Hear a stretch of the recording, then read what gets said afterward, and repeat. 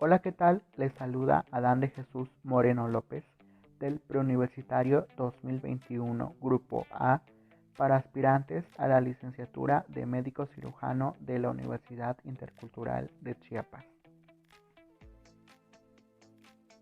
En los próximos minutos explicaré el tema número 1 de la unidad número 3, que es redacción y gramática.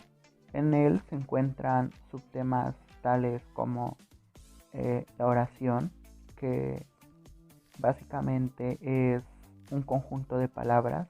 Esto está conformado por un sujeto, que es aquella entidad sobre la que recae la acción o bien la ejecuta. Este puede ser una persona, un animal o una cosa. El siguiente subtema es el predicado, que es el resto de la oración en el que se encuentra la acción descrita y todos sus acompañamientos contextuales o gramaticales. Por último, el subtema reglas generales de la redacción, que básicamente son reglas, técnicas, procesos que se deben de seguir para tener o realizar una escritura con calidad. La oración, el sujeto y el predicado son partes importantes al momento de redactar un texto, por el cual estos tres llevan una relación muy estrecha. El primer subtema que explicaré es la oración. Como bien lo decía, es un conjunto ordenado de palabras que expresa en su totalidad información completa y reconocible. Se podría decir que es la unidad más pequeña de un discurso, lo cual constituye un enunciado propio, es decir, una proposición lógica que incluso si la sacamos de su contexto continuará expresando una información. Es una de las estructuras del lenguaje verbal que más se ha estudiado a lo largo de la historia, dado que es una estructura común a todos los idiomas. Sin embargo, y como es lógico, la forma y la entonación de las oraciones puede variar significativamente de una lengua a otra. Algunas de sus características más notables son que es jerarquizada, compuesta por un número finito de palabras, y según la gramática tradicional se compone normalmente de un sujeto, un predicado. Sin embargo, es posible que en algunos casos el sujeto no esté explícito en la oración. Y en la mayoría de los sistemas de escritura se la reconoce usualmente por comenzar con una letra mayúscula y culminar con un punto. Estos rasgos denotan que es una unidad de sentido cerrada en sí misma. Las partes de la oración es posible identificar en oraciones distintas partes o tipos de componentes que se diferencian en categorías gramaticales o bien sus tipos de palabras. El primero es el sujeto y el predicado. Como bien lo mencionaba anteriormente, el sujeto es aquella entidad sobre el cual recae la acción o la ejecuta, y suele hallarse preguntándose al verbo quién o qué. Una vez hallado el sujeto, es el resto de la oración. Es una acción descrita que tiene un acompañamiento contextual. Se debe notar que esta distinción sujeto-predicado no siempre calza a la perfección para todas las oraciones, ya que existen oraciones impersonales en las que no hay un sujeto lógico y existen otras cuyo sujeto es tácito, o sea, existe pero no es explícito. El siguiente son los artículos. Son acompañantes de un sustantivo que también nos aclaran información respecto a él, pero en términos simples y de importancia gramatical como género, número y determinación. Estos son 9 y se dividen en dos. La primera agrupación es artículos determinados, que se usan cuando el sustantivo es conocido o específico, y son el, la, lo, los y las. Y los artículos indeterminados, que se usan cuando el sustantivo es desconocido o inespecífico, como un, una, unos y unas. El siguiente son los pronombres, que estos podría llamárseles como comodines gramaticales que sustituyen a los sustantivos y permiten no tener que repetirlos constantemente, haciendo el lenguaje más eficaz. Pueden ser de distinto tipo: personales como yo, tú, él, nosotros; demostrativos como ese, aquellos, esta; posesivos como mío, tuyo, suyo, y entre otras categorías posibles. El siguiente son los adjetivos. Estas son palabras que acompañan a los sustantivos y nos indican algunos de sus rasgos de sentido, ampliando o acotando su significado. Pueden ser adjetivos que aportan un sentido específico, como los calificativos, o un sentido de pertenencia, como los posesivos, o tal vez que expresen una relación, como los relacionales. Los verbos. Estas son palabras que expresan y describen acciones. Siempre van conjugados en las oraciones, o sea, van en concordancia de personas y número con el sujeto. Además que expresan un tiempo y un modo en que ocurre la acción, de manera tal que sepamos por su estructura de qué exactamente estamos hablando. Y el último en mi lista son los sustantivos, que son palabras empleadas para nombrar el mundo, pues poseen sustancia, de ahí deriva su nombre. Estos pueden ser propios, o sea, nombres como Carolina, Adán, Juan, o comunes, términos generales como muchacho, piedra, lápiz. Los tipos de oraciones. Existen múltiples criterios de clasificación en las oraciones, dependiendo del punto de vista desde las que las analicemos. Los más importantes son oraciones según el predicado, los cuales se dividen en oraciones copulativas o atributivas, que son cuando su predicado está constituido por un sintagma nominal, o sea, cuando unen un sujeto y un atributo mediante un verbo copulativo. Por ejemplo, Juan es muy guapo. Oraciones predicativas, que son aquellas que poseen un predicado verbal, o sea, nominal, que expresa acciones y no atributos. Este tipo de oraciones pueden a su vez clasificarse en transitivas, que son cuando requieren de un objeto o complemento directo sobre el cual recae la acción para poder expresarse por completo; intransitivas, cuando no requieren de un objeto o complemento directo para expresarse por completo; reflexivas, que son cuando el sujeto que realiza la acción es también quien la recibe; y recíprocas, que son cuando hay dos sujetos que intercambian acciones. Oraciones según la voz del verbo. En esta podemos distinguir las oraciones pasivas de las activas. Las oraciones de voz activa, en las que la acción del sujeto es referida directamente. Por ejemplo, Carolina tiró la carnada al río. Y las oraciones de voz pasiva son en las que la acción del sujeto se refiere desde el punto de vista del predicado.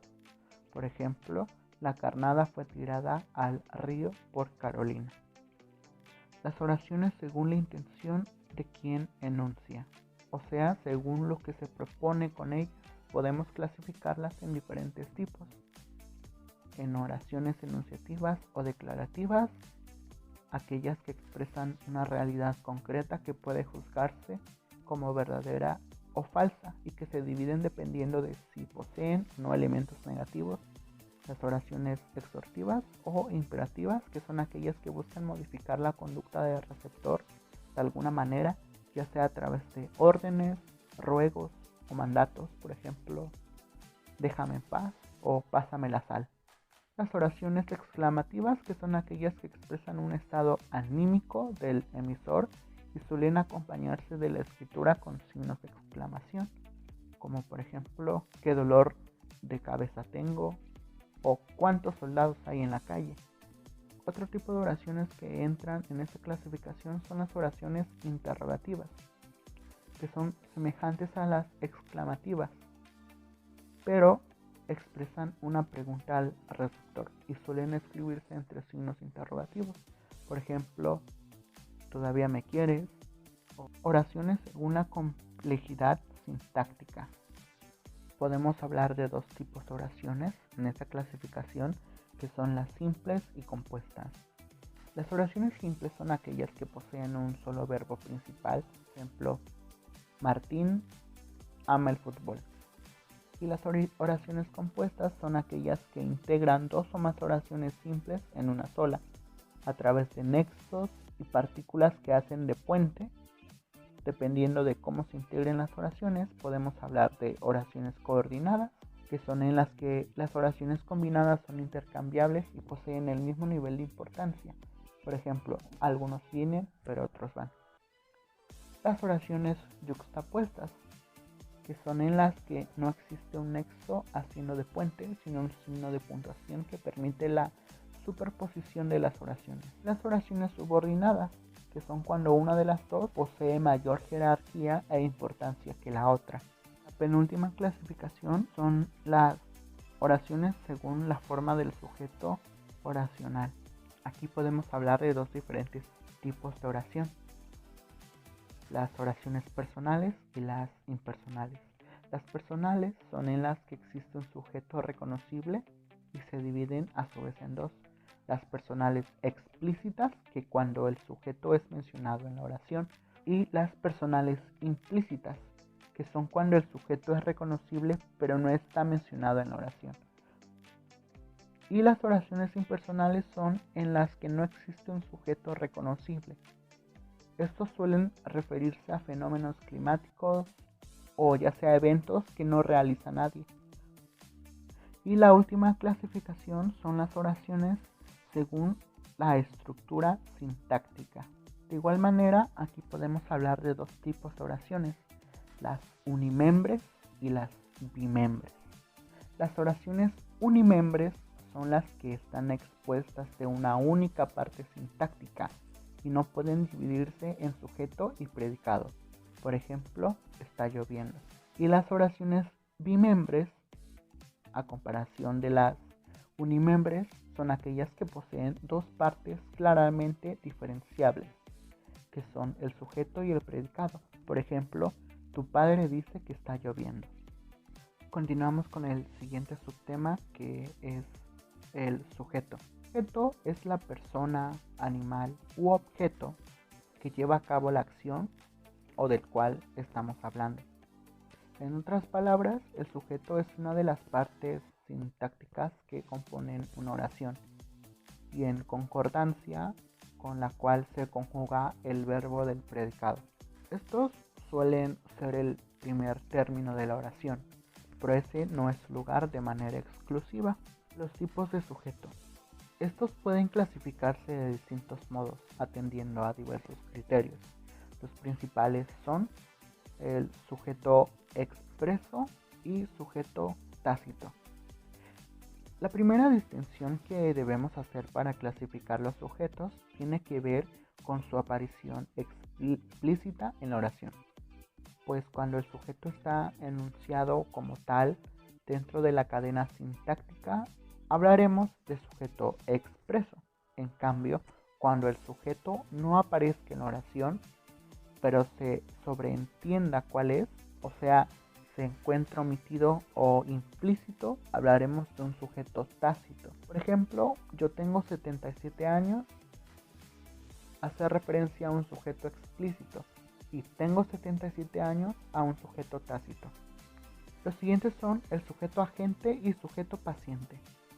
Otra forma de clasificar el sujeto tiene que ver con su forma de aparición dentro de la oración respecto a la acción detallada por el verbo. Así, cuando el sujeto es la persona que ejecuta activamente la acción del verbo, tendremos acciones activas y un sujeto agente. En cambio, cuando el sujeto es la persona que padece la acción del verbo, o sea que es sometido a la acción en lugar de ejecutarla, tendremos una oración pasiva y por lo tanto un sujeto paciente. Hay que tener en cuenta que el convertir una oración de activa a pasiva, el sujeto y el objeto directo cambian sus roles respectivos. Por último, nos encontramos con el sujeto simple y el sujeto compuesto. Otra forma de clasificar el sujeto atiende a su composición morfológica, o sea, a la cantidad de términos que involucra. Así pues, podemos tener un sujeto simple cuando consta de un único referente y un sujeto compuesto cuando alude en cambio a varios referentes, teniendo por ende dos o más núcleos. Por ejemplo, Pedro robó el banco. Hace referencia a un sujeto simple. Y Pedro y Mario robaron el banco, a un sujeto compuesto. El sujeto oracional generalmente se compone de un sintagma nominal, del cual podemos distinguir dos tipos de elementos, el núcleo del sujeto y sus modificadores, o llamados también adjuntos. El núcleo generalmente es un sustantivo o un pronombre, o algún otro término sustantivado sobre el cual recae la mayor carga semántica del sintagma y por lo tanto funciona como eje del sujeto. Aparte del núcleo, en el sujeto hacen vida los modificadores del sujeto, o sea, aquellos términos oracionales que acompañan y modifican el significado del sujeto, ya sea de modo directo o indirecto. Así pues tenemos los modificadores, que se dividen en modificadores directos, que se trata de aquellas palabras que van junto al núcleo del sujeto e inciden directamente sobre él, como son los artículos y los adjetivos. Los modificadores indirectos. Sin embargo, el núcleo del sujeto puede ser acompañado por modificadores que no actúan directamente sobre él, sino que lo hacen a través del llamado puente de una preposición y que constituyen en sí mismos sintagmas nominales o preposicionales. En este caso, el sintagma completo funciona como un adjetivo. Debido a su lejanía sintáctica, se tiene por un modificador indirecto. Continuamos con el tercer subtema, que es el predicado. El predicado de una oración es todo aquello que no forma parte del sujeto, o sea, del sintagma nominal del sujeto. De otra manera, es todo aquello en una proposición que se afirma del sujeto, o sea, las acciones que llevó a cabo, las condiciones en que está, las acciones que recibió de otros, etc. El predicado es indispensable en una oración para que ésta tenga sentido. Existen diversas formas y tipos de predicado, pero casi siempre están compuestos por un sintagma verbal de mayor o menor tamaño y con más o menos elementos. Su eje está constituido por el verbo principal de la oración. El verbo principal es reconocible porque está conjugado de manera tal que hace respuesta al sujeto. Además, en el predicado se encuentra la información contextual o complementaria. Los tipos de predicado. En las oraciones simples, los predicados pueden ser básicamente de dos tipos: predicado verbal y predicado nominal. El predicado verbal se trata del predicado que detalla acciones o eventos que atañen al sujeto y se caracteriza por verbos acompañados de complementos verbales.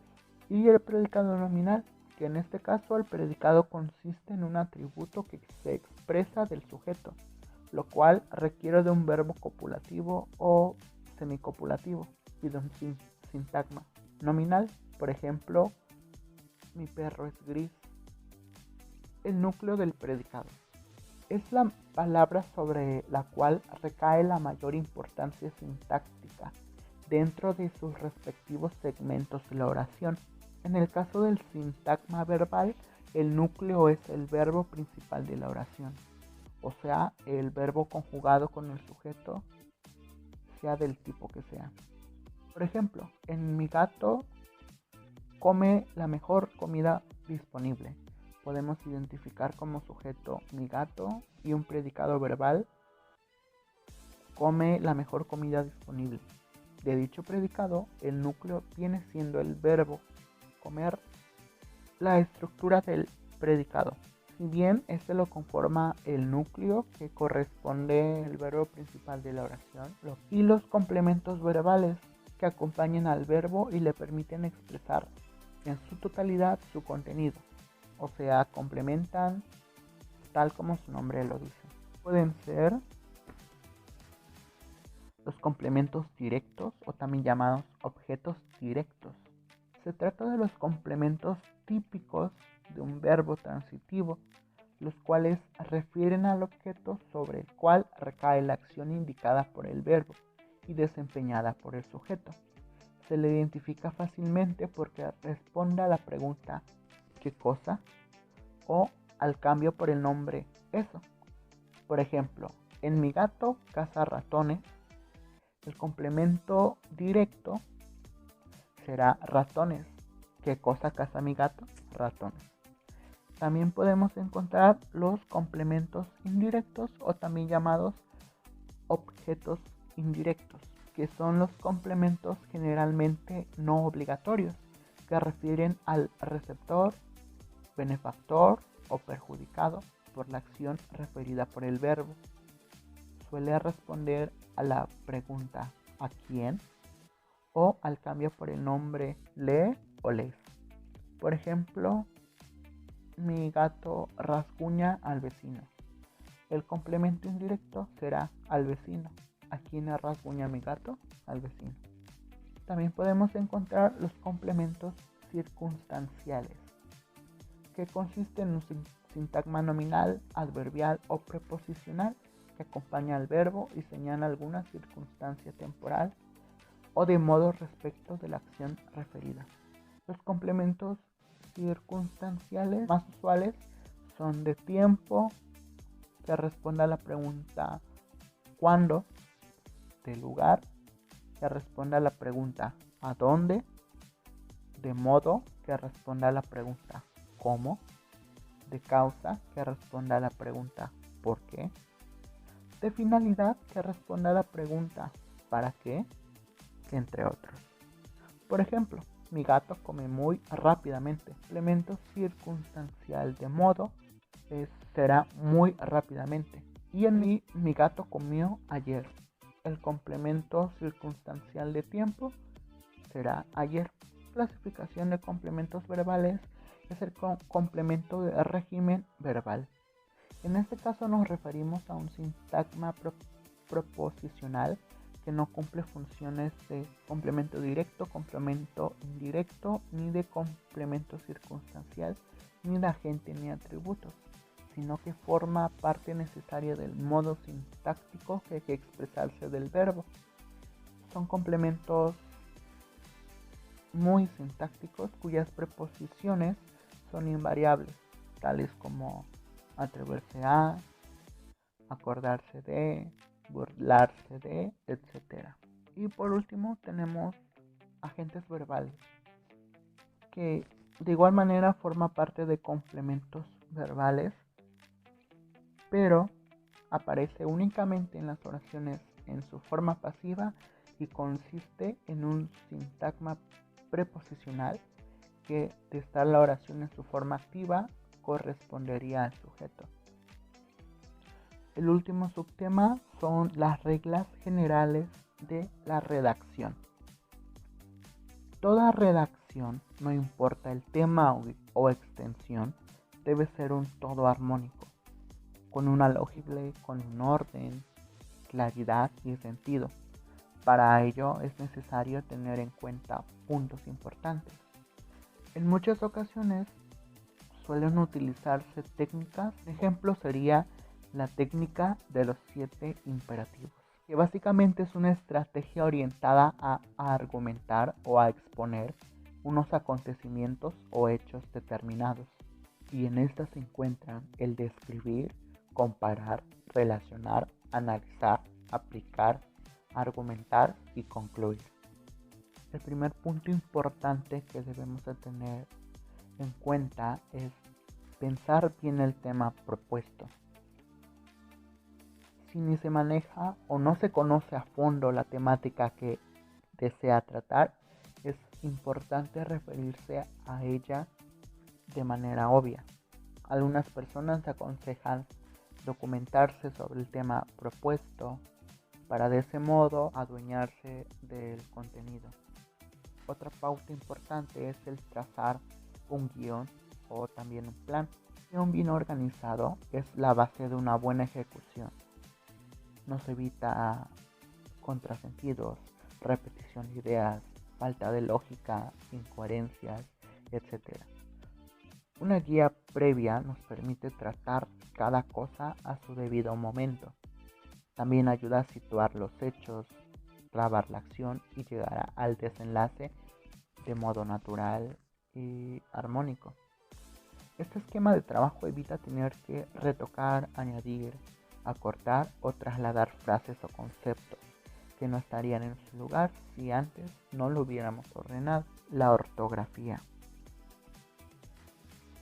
Sin duda, esto es uno de los pasos más importantes al momento de redactar. En la ortografía podemos encontrar también la escritura clara o la claridad de la escritura. Este es fundamental en un texto escrito. Toda frase mal construida es inevitablemente comprensible. La claridad de esta reside fundamentalmente en la gramática. Por eso es importante tener en cuenta las concordancias, la correlación de tiempo y todo lo adecuado de las preposiciones, etc. Recomiendan no escribir párrafos muy largos, ya que estos, si no están bien escritos, dan la impresión de pesadez y de escasa agilidad. Se encuentran el uso correcto de signos de puntuación. Los puntos, las comas, los signos de interrogación o de admiración deben estar bien colocados. Caso contrario, modifican radicalmente el sentido de la frase y hace que se dificulte la comprensión de esta. También es muy importante profundizar la lectura y tener el conocimiento del idioma. Se tiene que leer mucho, sobre todo a grandes escritores. Hay que fijarse en prosas, analizar modo de expresiones, ser conscientes de la construcción del diálogo. Pues los autores son y serán siempre el mejor procedimiento para aprender a redactar. También debe existir un progresivo conocimiento del idioma y un mayor dominio del vocabulario. Y uno de los puntos importantes para tener o hacer una buena redacción es la cohesión entre oraciones. Esta es la unión que tiene un texto en términos internos. También es una propiedad del texto que conecta las diferentes palabras, oraciones y párrafos mediante ciertos mecanismos denominados procedimientos o formas de cohesión. Estos intentan asegurar la buena interpretación de cada frase en relación con las demás y de este modo facilitar la comprensión del significado de manera global del texto. Sin relaciones de cohesión, entonces la cohesión de un texto determina por la dependencia que hay entre los elementos. Otros puntos importantes son el uso de palabras precisas. Se deben de evitar el uso de vulgaridades o palabras bárbaras de mal gusto, que son sinónimos de pobreza de vocabulario. No se deben de utilizar voces o palabras de significado muy amplio,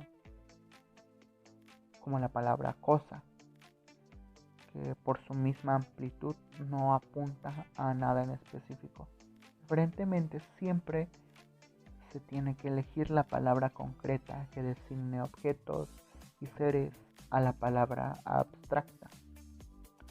Si en los efectos de redacción se ve en la necesidad de recurrir al uso de sinónimos, es importante escoger el más adecuado. Y por último, acá tengo un ejemplo de una oración en la que, a base de lo que expliqué, identifiqué los puntos importantes. La oración es: mi padre limpia el patio con el rastrillo. El sujeto es mi padre, el núcleo del sujeto es padre, el modificador del sujeto es mi, es directo, el predicado es limpia el patio con el rastrillo y el núcleo del predicado es limpia, del verbo limpiar. Estas son las referencias que utilicé. Gracias, eso es todo.